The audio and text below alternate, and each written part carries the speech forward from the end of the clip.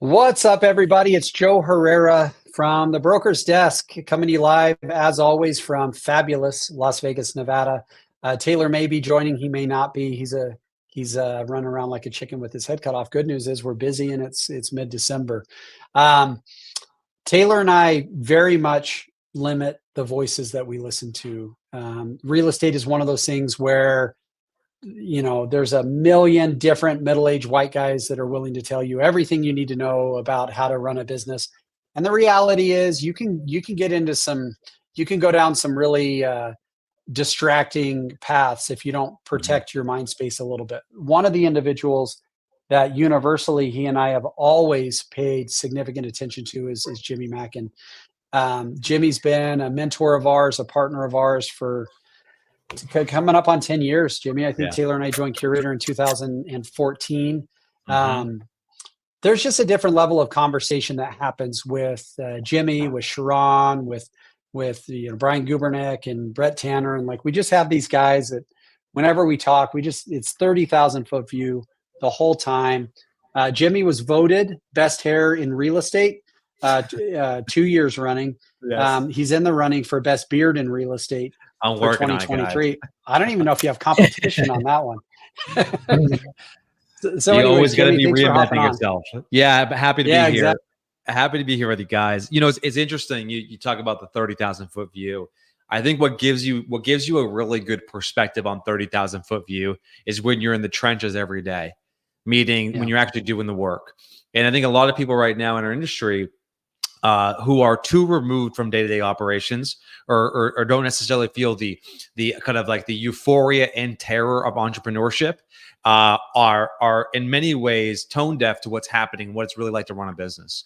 And so I think the reason why people have gravitated to my message and the content I put out there is they know I'm just like them. Meaning I run a business. I'm the CEO of a company. I'm the janitor, and then I'm also the guy on stage in front of 6,000 people. And I think that is it's important lesson I learned is that if you don't have the right perspective, it's really hard for you to really understand how to think about the right world or the right way. So you've got to put yourself in that position is the point. So yeah, I'm excited to be here, guys, and talk about whatever will be valuable to your community. So let's talk about this, Jimmy. We'll kick it off. One of my good friends, there was an individual that we, for years, they made the comment that no matter what they do, they cannot lose weight. And they would generally be saying this while pounding nachos, right? And it was well, have you tried not eating so many nachos? Yeah. Well, agents right now, I made one of my most favorite reels. So you're a content creator. I try to create content. Taylor's creating content as well. You have these things where you're dude, I don't care if anybody likes this because this is just for me. Sure. And one of the pieces of content I created that I like the most is you don't have the right to complain about interest rates unless you're having enough conversations that it actually matters. Because there are agents out there universally complaining and howling and screaming at the moon about interest rates.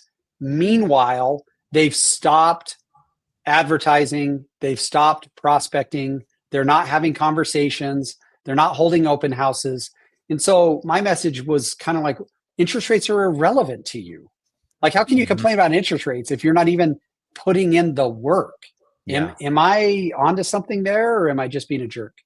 Well, it reminds me of the great late Charlie Munger, who recently passed away at the time in which we're recording this. He passed away maybe a few weeks ago now, died at the age of 99. And I've been going back and reading, his book on just life lessons.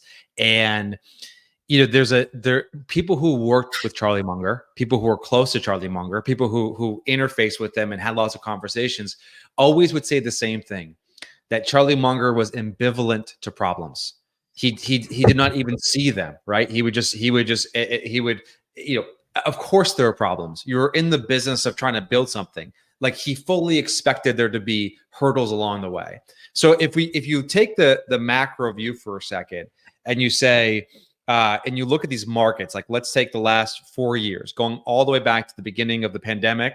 There was obviously the very beginning, the problem was, oh my God, the real estate market is completely crashing. And people were talking about this, L-shaped, recession recovery, but that lasted about 3 weeks. And then we went to the world where, by the way, I've listened to economists the entire time explain in very logical ways why it was going to take 24 months to recover from a 3-week blip if it turned out to be. The second thing we heard was buyers, it's so difficult being a buyer because you're being outbid by every single person out there, and you have to have cash. It's put 30% above the ask price. And if you're not prepared to make a move, you're likely going to be homeless. That was the problem. And then we had this weird period where we kind of were like sort of stuck in flux, where the market was so unpredictable. No one kind of knew what to do, and it sort of froze the market, meaning interest rates were rising. There was a looming recession that we've still been kind of waiting for. And sellers were not selling because they didn't want to sell. They were selling because they weren't sure what to do. And buyers were not buying or they were thinking about buying, but they're also like, should I wait because maybe we hit the peak and prices are going to drop 25%. And so that was a problem. And then we went into the era where interest rates were just climbing up to 8%. We remember that. That was like 3 months ago, where no one could possibly afford a house. And now rates have dropped down to, what the high sixes now, maybe even if you have an FHA, maybe a little bit lower. So if you look at the market, there's always going to be problems. And there's an expression in Spanish, and I'm not going to say it in Spanish because I don't know Spanish, but I love the expression, which is like, that person could drown in a cup of water. And I think there is a sense in our industry where if you look at problems as problems and not opportunities, or you are focused on things that you cannot control, like you have already lost. I mean, you have already lost. And so in this market, guys, we all know this. It's going to get tougher. It's going to become more competitive. It's going to require more energy, more discipline, more skill to succeed. And so you can't waste a single second of your energy worrying about what side of the bed Jerome Powell is going to wake up on. I mean, so to answer your question directly, Joe, yes, problems are just, what's the expression from Edison? Problems are just opportunities hiding in work clothes or wearing work clothes. That's what we're dealing with here in this market. Well, and to quote Joe Herrera, I don't remember when he said this, what movie it was. He said something about more money, more problems or something. And so the problem, one of the things, Jimmy, when I hear you talk about Charlie Munger, it seems like, I think the way we found you guys, actually, I know the way we found you guys and first introduced to you is we did a Google search and just said the word was sexiest real estate website.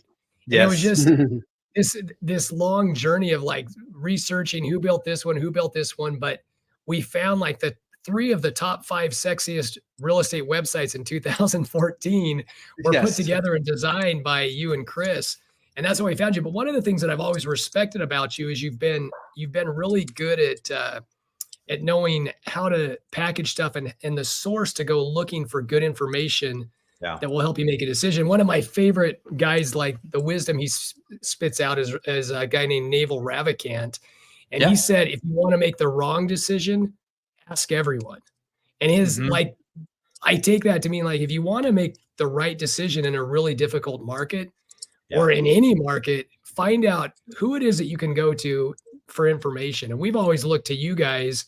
You and Chris have just been wizards at giving out good information to crack the code in any market. But right now, what is it? What is your focus, and who are you looking to? Are there any gurus in the interest world, the market world, the lending world? Where are you looking? This is my love language, Taylor, because I am fanatical about this. You and Taylor speak the same love language. It is so far apart. Well, the funny thing is that I was listening to an interview many years ago with the founder and CEO of Airbnb, Brian Chesky. And Airbnb is a juggernaut, man. I mean, you look at that company, man, that company, if you read some of the media and the headlines, Airbnb must be struggling. And the last time I checked, their market cap was $80 billion or something. And they're growing like crazy. Their CEO is a really interesting CEO. He's about my age. He's maybe a little bit older than I am. And so, I'm always just impressed by the fact that how far he's gone in such a short amount of time. But he had this bit of wisdom that he said, if you're trying to learn a new field, he said, you should spend the first few weeks finding out who is the expert in that field. That is so if you have a new skill you want to learn, let's say in real estate, You want to say, hey, I want to triple my listing side business in the next 12 to 24 months. Okay, who are the single best listing agents in every market across the US is comparable to your market? And say, okay, what are they doing? And you could, and there isn't one way to generate business. There's many ways to generate business, but you should spend that time analyzing the top performers to identify what are the characteristics, what are the strategies, what are they doing differently than everybody else. Now, as it relates to who do I follow right now, David Senra, who is the author or the host of a solo podcast called Founders, is my go-to. So like I'm a podcast guy. I went from listening to audiobooks at like 1.5 speed. Now I've kind of shifted more towards podcasting. So Invest Like the Best with Patrick O'Shaughnessy, insanely good podcast.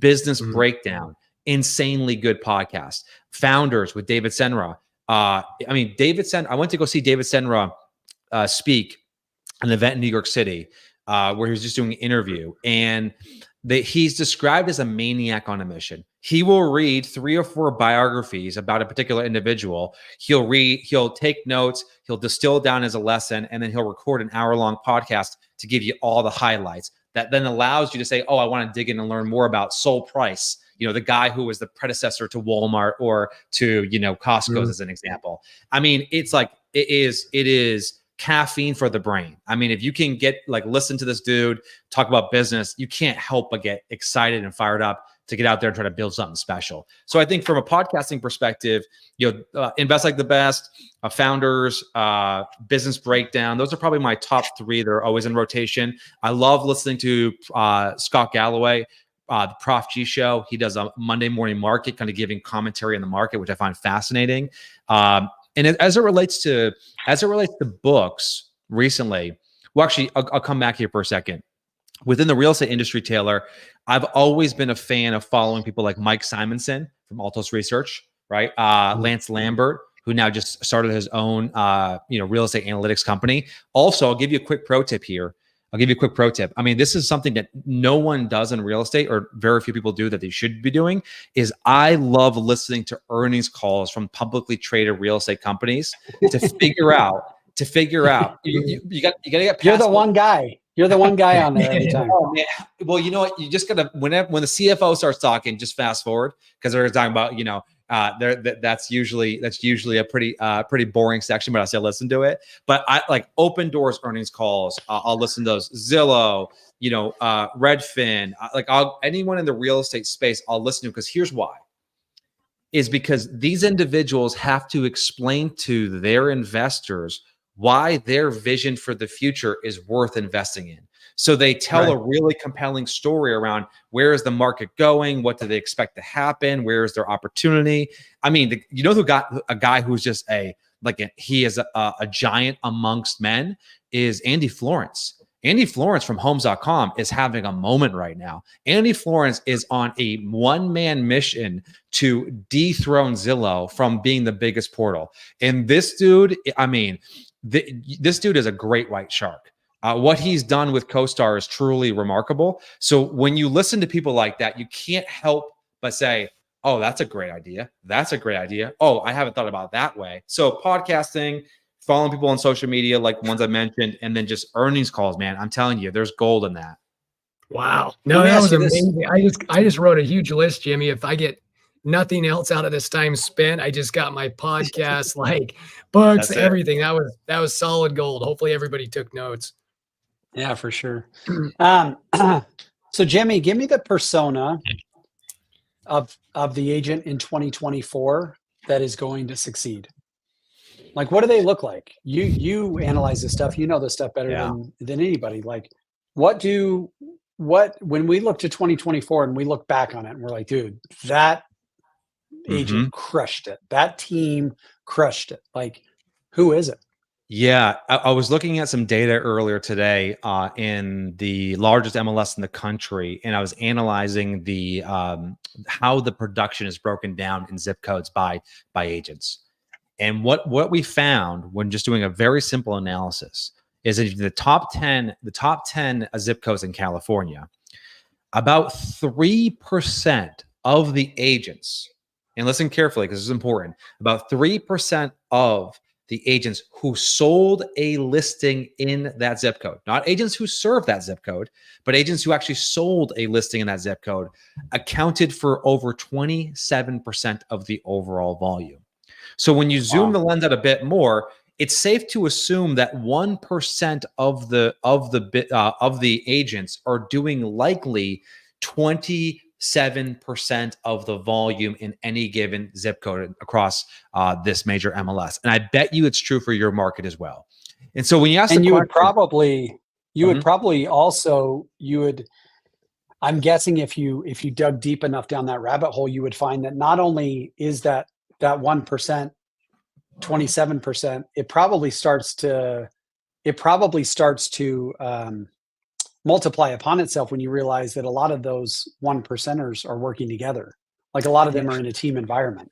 It's a great point. You're probably absolutely right, which is, and I think it's maybe the persona of, to answer your question about the persona, it's like this is going to be a winners and losers market. Now, you guys know, let's take it from the concept of the persona of an individual agent and the persona of a team, right? And then we'll talk about brokerages in a second. So the persona of an individual agent who will be successful in 2024 is an agent who joins a high performing team. I mean, it is the absolute best thing you can do is to say, hey, Joe and Taylor, I see you guys are doing some amazing work. I'd love to join, be a part of your company, support you in your goals and help me achieve my goals. That is going, and you may give up 30% of your split, or 40% of your split, depending, or 50% of your split, depending on the type of lead source. But that agent who is willing to look at the bigger picture and not get hung up on what percentage of the GCI they're going to actually take home is an agent who is going to win. I'm very fearful of the solo agents who are hanging their hat with a large brokerage with 300 agents who provide no value, no support, no leads, no transaction management, no marketing, no technology. I think those agents, unless they have a big enough sphere of influence, guys, unless they've been in business long enough where they really hanging their hat with a broker is simply, a matter of, call it just like administrative work, right? Or compliance work. I think the solo agent who's been in the industry for less than 5 years, 10 years, who doesn't have a big enough SOI to support their production goals, I mean, their willingness to give a little bit up to get a lot more is so important. And I've seen this, by the way. I have seen this now, I mean, more times than I can count, where I see really talented agents like jump from one brokerage or one team to another, thinking that it's all about splits. And I think it's one of the biggest, I know we're speaking our own book here, guys, but I think it's one of the biggest mistakes that I think solo agents make right now in this market is not realizing if they can narrow the scope of things they focus on by partnering with others who can cover down for all those other activities, they will be 10 times more productive. If all I'm doing is making calls, showing up to appointments, helping clients buy and sell, and everything else is handled by the team or the organization, like, it slows the entire game down. Unfortunately, we think that, oh, well, I'm giving up 40% for that. Well, guess what? I mean, that's thousands of dollars a month of your own investment, which is high risk. That's hours of work of compliance and management. Like, it's just not worth it. So I'd love to get you guys your reaction to that first piece, but I just think it's a solo agent. Like, you got to be willing to partner here. I think it's hard to not take some responsibility and accountability for not painting the picture correctly as a team leader. Like, I think over the years, I've created the perception that the team is only as good as its last lead we generated. So it's almost like I've been working for the last year or so to really break down the 100% myth, because there is no such thing. But as a team, we haven't always approached it, and our relationship with Place is kind of helping us to paint a bigger picture.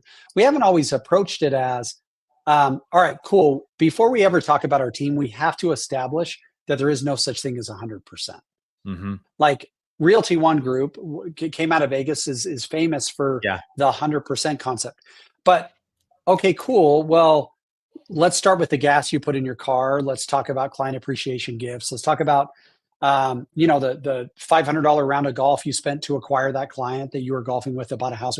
Like, let's talk about your magazine ads and your this and your this and your this. Like on a monthly basis, you may say, I closed 2 deals at 10,000 bucks a pop, and I got, from my brokerage, I got 20,000 minus some transaction fees. I'm like, all right, cool. Well, the transaction fees represent a percentage. So let's call it 5. So now you're at 95. And then you pay your CRM $700 a month. You're paying $2,000 a month for lead generation. And you start adding it up and you're like, all right, cool. You're probably already around a 60% profit margin on your business. Now, to your point, Jimmy, what if you remove all those things? And not only are you saying the 40% is covered by the team, but you don't have to even expend the brain power to manage that 40%. And you don't have to put up the capital investment ahead of time for the months where you close 0. Therefore, that has to go against the next month, right? And so it's like, I think, though, I've been part of the problem in that I've allowed that narrative to even exist in my conversations about what a team does, rather than just squash it from the beginning and say, like, all right, cool. For us to even have a logical conversation, we have to understand the profit margin of even the quote unquote 100% solo agents at 100% brokerages is at best 60%. Like, you're starting from there. Yeah. It's one of the things that I don't want to forget this. I'll come back to Dr. Julie Gardner here in a second. But one of the things that you just remind me of is this idea of sort of when you dilute your focus, right? Or when you can sort of, in this case, when you can kind of dilute your focus, where you spread yourself across multiple areas, you just take a hard job and make it that much harder. And I think it's the reality, is that when you realize the risk, I tweeted this recently. I said most agents are 2 or 3 bad months from going out of business, because if you have to carry all that debt or all those expenses on your own because you want to get a higher split on your next deal, and then at the same time you are having to learn all of these things as opposed to learning from people who have been there and done. Like, talk about a cheat code, guys. I would much rather partner with anybody who has been there and done that. So I'm starting on third base. I'm not in the dugout. And so, you guys have been lead genning for 10 plus years on Facebook. And imagine if, and I mean, you guys have lived through every kind of iteration and variable, and you found something that's worked, and you've run that play over and over again. Well, imagine if you knew nothing and you started where you are today. It would take you at least a year to 2 years to maybe even get to the level where you're at if you were successful. And that is, so from a solo agent perspective, I would say solo agents need to understand that there's power in partnerships. And if you can say my desired end state is to make $250,000 this year, okay, not what is the best, or the broker that has the best splits, but what is the broker who's going to enable me to get there faster with less risk and with the most or the highest degree of confidence. That is it's such a mindset shift from the way most agents think right now that I think causes a lot of problems in our industry. Well, let me ask you this too. Oh, go ahead. Just one comment. I know you got a good question on that. Like Dan Sullivan's book, Who Not How. To me, the real estate team is the perfect model of the who not how, because so many people, when they come into this, they believe that they are the how and the solution, and everything's going to be, easy. But that book creates a non-linear adventure, a non-linear real estate journey when you get on a team. And then my question would be, there's people that are probably watching this. Hopefully there's at least one person watching this, but when they see this and they understand being on a team and the advantage of being on a team, but what would you tell a brand new agent or an agent that's been in the business a couple of years that just isn't doing as much business as they wanted? They're looking for a team. What are the qualifications? What are the checklists? What should a team, when they go searching for the perfect team that's going to help them through this tricky real estate market, what do they need to find? Well, first off, this is such a great question, Taylor. I don't know what the percentage is of companies that are in real estate right now that didn't go through the global financial crisis, but it's pretty high. meaning that, like, think about Compass as an example. I love Compass as a brand. I think it's a fantastic brand. I got a lot of Compass clients. Compass is a company that started after the global financial crisis, as an example. And in some instances, I would be looking for agents who have some battle scars with them, who didn't necessarily just grow their business during boom times. Now, Compass, I'm not picking on Compass here. They have lots of agents who have those battle scars. So maybe the company's a little bit young, but the leaders within that company have a ton of experience. I think of Mark McLaughlin is a great example of that. So in my mind, I would say first and foremost, is that individual, do they have experience selling real estate in a down market where it's a little bit more challenging? Or were they just part of the sort of wave that we saw? Like, it's what is the expression?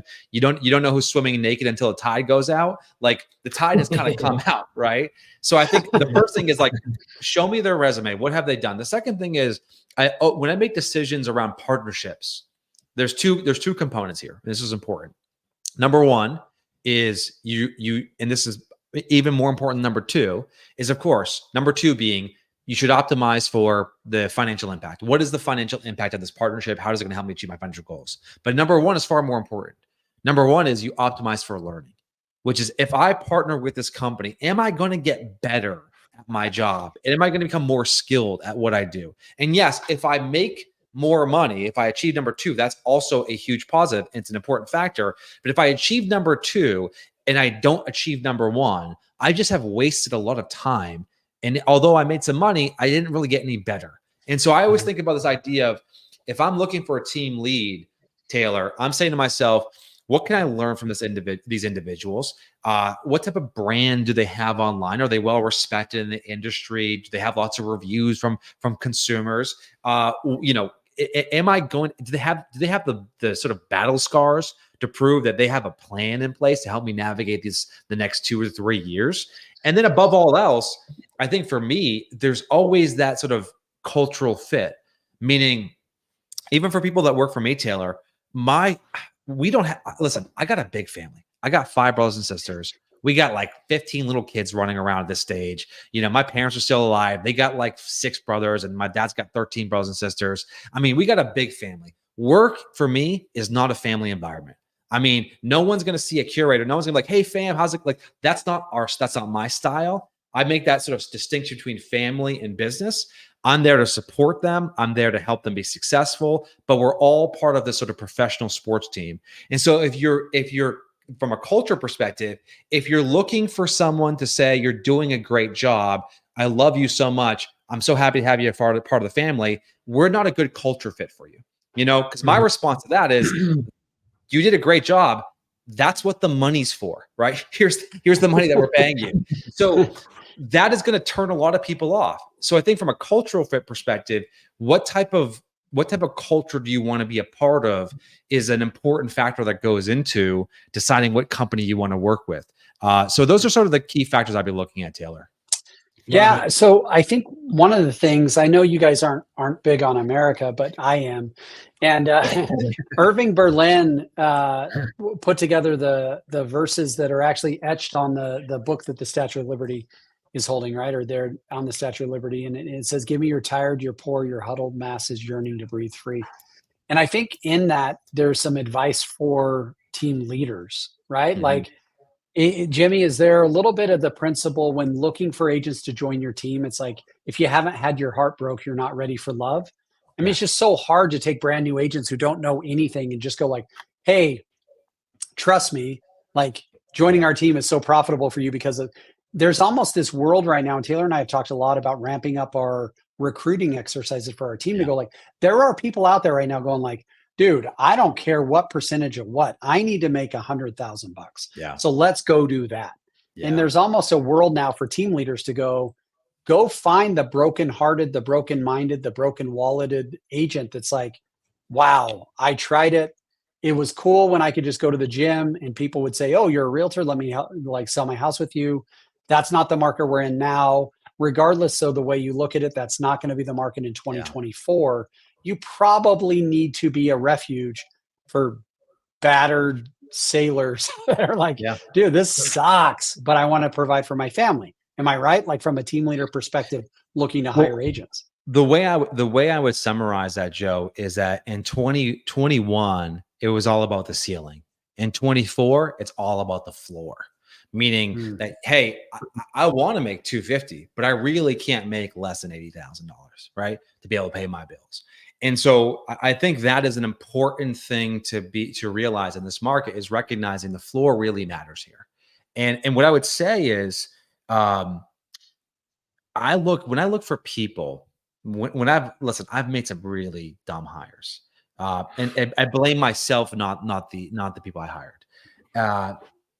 When I have been successful at it, there's almost always been one thing that has been true, which is this person has a blue collar mindset, and they are willing to put in the work. I mean, even if they're inexperienced, even if they're raw and they're rough around the edges, even if they don't have the knowledge they need, if they've got that blue collar mindset, and you guys know exactly what I'm talking about, if they're willing to show up and do the work, and they're willing to learn, and they don't have an ego, and they're not here to prove to everyone else how smart they are, and they're not looking for constant validation and coddling, and they're here to say, hey, listen, how can I get better? And they can listen to feedback. I mean, as you guys know, I'm from the Boston area. Like, we're pretty direct in Boston. So when we give feedback, it's like, hey, like, we're not really good at nuance. I think is the lesson there. And so, are they willing to take that feedback? I mean, give me 10 of those people, right? And we'll storm the castle. Get 100 people who are entitled, who think they deserve more, who aren't willing to put the work in, who are, who have no reason or no real, they haven't put any effort into achieving their goals, and they're just expected to be handed to them. Like, I mean, those people are completely toxic to any culture. And this is not generational, to be clear. I'm not talking about Gen Z. I mean, you'll find boomers, you'll find Gen Xers, you'll find millennials, you'll find Gen Zers who share those common characteristics. They're expecting people to give something to them. Guess what? Like, it's too hard. I mean, and I think this is, especially in real estate. I know real estate's one of those jobs. Real estate's one of those jobs where it looks easy when you're not the one doing it. And I think, I mean, that is the truth of the matter. And listen, the crazy thing is, I've never sold real estate in my career. Been in the industry for 15 years, but I've built businesses. And I think that's what me and the clients and the community that I have share in common, is that, building a business is I mean, that's where you really find out what you're made of. Because, I mean, it is Mark Andreessen has a great line on this. Mark Andreessen, one of the early internet founders, built a company called Netscape, if I'm not mistaken. He was part of the Mozilla project, helping bring like browsers online. He says, in startups, there are only two emotions: euphoria and terror. And I think that pretty much describes real estate. Yeah. Well, Jimmy, let me ask. Oh, go ahead. So you talked about the perfect employee, the perfect partner, the perfect whoever to build your startup or to work with is someone that's willing to put in work. And Joe and I have been hashing this out and deep diving and talking to people about it. The definition of putting in work right now to become a successful real estate agent is blank. So, and to be more specific, let me get real specific.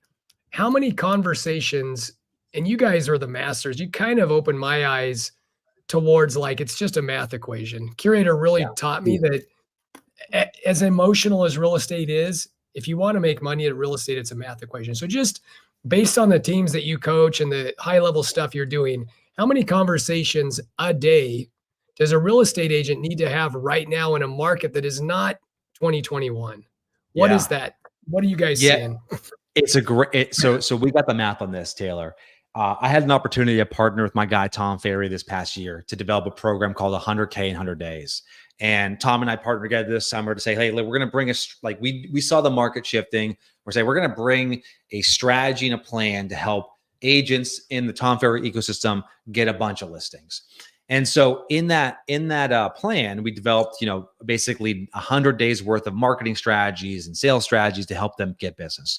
And through that process, we have generated, and there's only been a few thousand agents who participated, we've generated over 6,500 listings, not listing appointments, listings in less than 100 days. It was like within like last time I looked at data, within the first 75 days.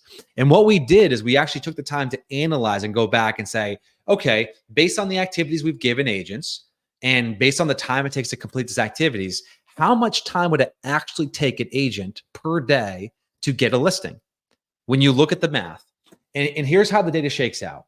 If you want to get 10 listings per year, you're going to have to average about 30 to 35 minutes of what we refer to as prospecting. And I'll define that in just one moment. 30 to 35 minutes per day of prospecting. If you just want to get 10 listings. If you want to get 20, that number basically doubles, right? 62. If you want to get 24, that number gets to 74. If you want to get 30 listings, which again, at your price point would be a great year, you're looking at about an hour and a half per day of prospecting. Now, let me define what prospecting means. Prospecting could be DMing people on social media. It could be sending them a Facebook Messenger, to people who are actively online right now. It could mean circle dialing around a recent sale. It could mean calling those 6-month-old expireds. It could mean following up with those Facebook leads that came in 3 years ago that never bought a property. Making sure that you're actually reaching out and making contact with people. And the source is not as important as the energy and effort you put into it. Now, of course, and you guys are both trained in exactly what to say, the scripts matter, the angle matter, the personalization matters. But if you can get in the habit, Taylor, of putting at least 30 to 60 minutes in per day of what we refer to as prospecting, where it's one-to-one outreach via DM, via texting, via calling, right? If you can do that per day, you're going to get between 10 and 20 listings next year.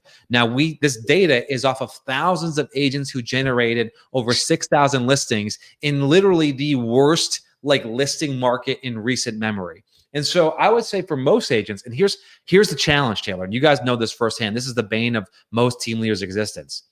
The challenge is day one, you put it in an hour and nothing happens. And you're like, well, this is not working. Let's see what happens day two. Day two, put another hour in. You have a few conversations, no appointments. Day three, you know what? I got some other things I can be working on, like scrolling through social media. I'll make some calls, and then that number goes from 1 hour to 15 minutes. Day four, you're like, well, let's skip it, right?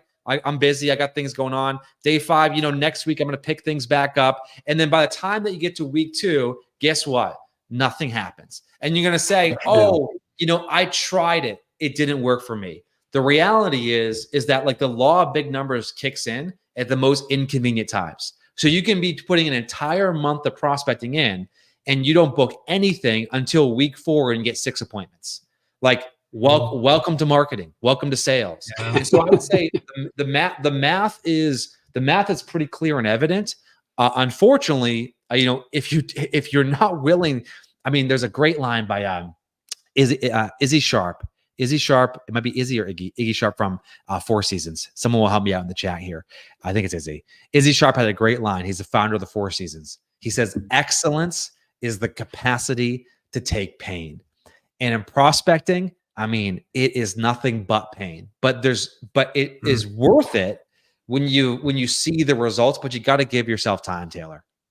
Well, and let me just break the math, just one question on that math. So about an hour a day prospecting will get you 10 to 20 listings a year. So if we're talking an hour a day on a 365-day year, but someone's only working 5 days a week and taking a few weeks off for vacations, are we saying it's 7 hours a week is the math there? No, listen, I'm giving you guys weekends off. I'm giving you holidays off. We actually looked at it at 260 working days a year.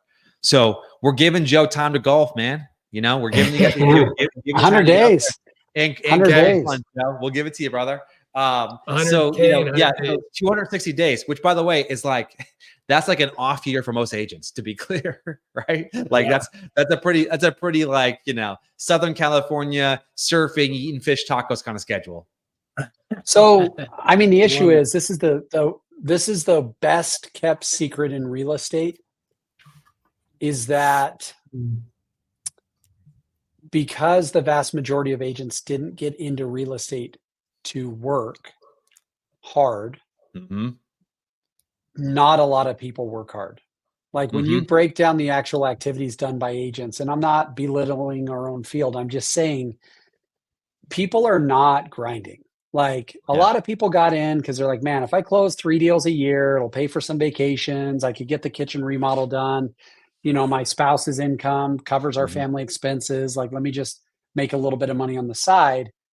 That's what there are agents who just grind, Mhm. but there's so much entrepreneurship in our industry, like just being straight up honest. Yeah. Jimmy, we've got like 3 minutes left, which this Mhm. is a really big topic to take in 3 minutes, but seems like we've hit a little bit of a pause on the DOJ, the NAR stuff. Seems like some of the big brokerages that were named originally and kind of got the judgment thrown on them in Kansas City Yeah. have set up for appeals, which at least kicks the can down the road for a while before we get some sort of settlement on this.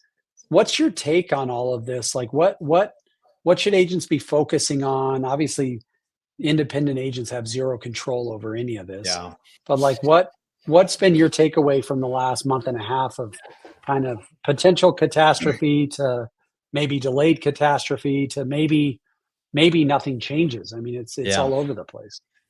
I think what's been the most interesting thing, and I think it probably shines a light on where there's white space in the market, is consumers will always be willing to pay a premium for quality. Mhm. And what we have right now in real estate is we have a mediocre product at large, right? There are people in this industry who do amazing work and they are vastly underpaid. And then we get a whole bunch of people who are largely incompetent who make as much money as the people who are great at their job. And so we have this disparity, which is kind of unlike most industries. I mean, if you go to McDonald's, you ain't paying the same for a meal, for a Happy Meal, if you go to a Michelin star restaurant. And so what we've got in real estate, because of the nature of real estate, is we have kind of all gravitated towards the same fees that we charge. And obviously, some people do some discount brokerage, but for the most part, an average agent will charge as much as an exceptional agent. And so when I look at that, I think what an incredible opportunity for the cream to rise here. For agents, I said this before, but I believe it to be true, which is there's never been a better time to be a great agent. Because when a great agent can properly articulate their value proposition, and I have some recommendations before we run on how to do that, but they can properly articulate their value proposition, they can stand out amongst a sea of sameness. And so what I'm hoping comes from all of this is I'm hoping that really good agents who are talented, who do great work, who deeply care about customer experience, who invest in their customers for the long haul, who don't put them in a bad position, who aren't there just to make another paycheck. I'm hoping those agents, and you guys know who I'm talking about in this space, the agents who actually give a shit, the agents who actually care, the agents who act as a fiduciary responsible, a partner for the customers. I'm hoping those agents figure out a way to say, hey, let me separate myself from the rest of these bozos in this industry. And until we haven't had to do that, but now we might have to. And so there's 2 books I'd recommend on this topic. There's a book, and this goes back to a person who actually, just as a quick aside here, to add to your list, Taylor, Dr. Julie Gerdner, who writes is on Twitter, Dr. Julie Gerdner. She has a blog called Ultra Successful. I mean, it's incredible. I'm a huge Dr. Julie Gerdner fan. I would definitely check that person out. But the book I was going to recommend was from another woman, another powerhouse. Her name's April Dunford. She wrote a book called Obviously Awesome, which talks about positioning. And she just wrote another book called Sales Pitch, which talks about how to actually pitch your services. So, Joe, I think the short answer is, who knows what the DOJ is going to do? Who knows what settlements are going to come? Probably going to take a long time. But now is a time for agents to reevaluate their value proposition and figure out how they can stand out in a sea of sameness and sort of this real estate Hunger Games that we're in. Because I think a great agent is one of the most underpaid professionals in the business. And I think that if we can, as agents, do a better job at communicating that, it will only be beneficial for the consumer and for us in our businesses. Dude, this is so good. Jimmy's just one of those guys that you just know it's going to hit. I think this was a good note-taking session. I'm going to go back and watch it and subscribe to a bunch of podcasts and buy a bunch of books. Jimmy, we're grateful for you, man. I think it's just one of those things where you see these old businessmen and they just have their crew, and they just do work. They've just been through it. And I think one of the best things that ever happened to Taylor and I's careers when we found you and Curator in 2014. And it's just been, you're just somebody that you're an advisor. Hopefully we're a sounding board for you as well. And we're just grateful for you, man. So anybody follow Jimmy. He's one of the few people worth following on Twitter. Yes. I share a lot of your stuff to my Instagram feed. I've always, he's an outsider with an insider's perspective, or he's an insider with an outsider's perspective. However you want to see it. You're not in the trenches of selling houses every day, but you're the guy that is helping make sure that agents have the ability. Like you said, now's a great time to be a great agent. And you're one of the few that have the ability to help tell agents not just how to be great, but make sure that they get the support and the technology and the platform for which to display their greatness. Yeah. Well, I appreciate the love, fellas. It was great seeing you both, and happy holidays to you and the fam. And I'm sure we're going to be bumping each other soon. Thanks, Jimmy. Hey, thanks, buddy. See you guys.